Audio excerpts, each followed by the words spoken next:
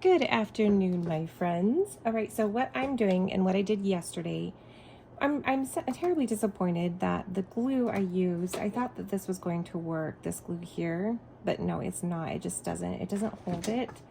It kind of popped out, so I don't know what I'm going to use for glue instead. Maybe flat up just straight resin I might pour in there and hopefully it will harden.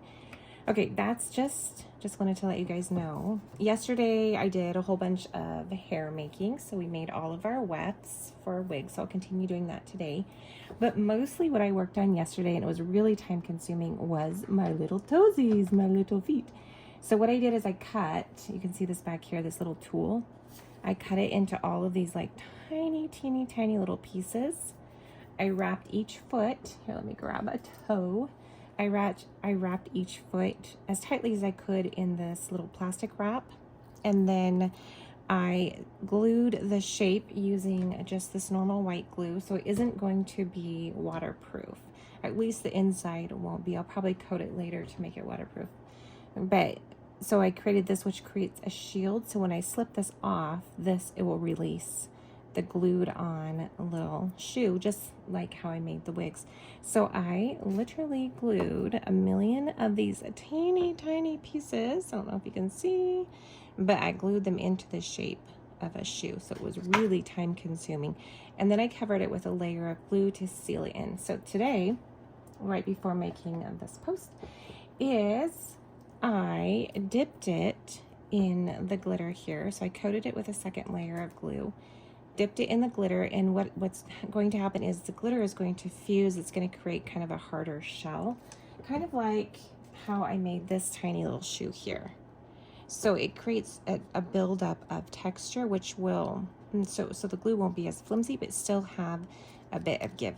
But okay, so I'm trying to design a pair of boots. So this is going to be potentially a pair of boots, and obviously the end is like not going to work for boots. Oops, is that even, sorry, I get so excited I don't think about what you guys are seeing. So what I decided to do is I went ahead and grabbed this right here, this air drying clay. A friend left it at our house, and so I'm taking pieces of it. I'll probably have to buy him a replacement. But what I did with that is I air dried, I kind of sculpted the shape of a little shoe, like a little toe. And I think I'm gonna curl this up. Good thing I'm looking at this because I want it to be just a wee bit more curly. There we go. I think that looks a bit better. So I better adjust the other one. Oh, I'm glad I pulled it out to talk to you guys because I wouldn't have done that. It's just a little bit flat and I want it to have a little bit of character. So let's see, it's just poke that up, just kind of curl it just a bit. So that's gonna be my little boot shape. She has a little bit of a shorter boot, but I have so many ideas. Like I think I get my fur swatch, but it would be fun to eventually line this like with a little piece of fur.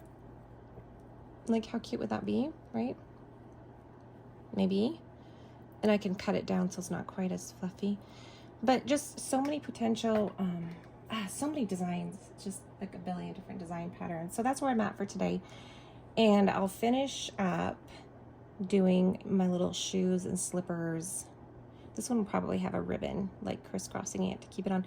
Also, ooh, I totally forgot. Okay, so along with creating the shoe edge, right? Your little shoe dip, I figured I'll probably be able to create the sole of the shoe as well with the air drying clay. And I think I forgot to mention that it is an actual air drying clay.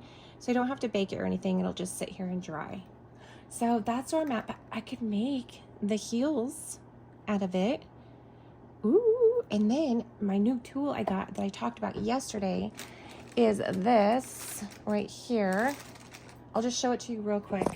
Oops, sorry about moving you guys all around. But this cost about $20 on Amazon, and it works really well. It recharges via a little plug, but look, like it comes with all these different little tools and fixtures, and this is what I used to carve the little inside here so that she could stay connected, and here as well. I don't think I showed that to you very well.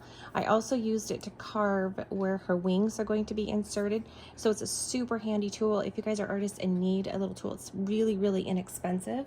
And so far I've been really pleased with it. But where I was going with this is that once this dries right here, the heel, then I can go in and carve like tiny little intricate designs in the shoe as well. So I'm really excited about the possibilities of using this tool, which I've never had before. I'm so excited. All right, I'm gonna go ahead and end there. It's already getting super long. I will update you guys tomorrow on the progress that I made, and thank you so much for hanging out, and check back for the rest of the story.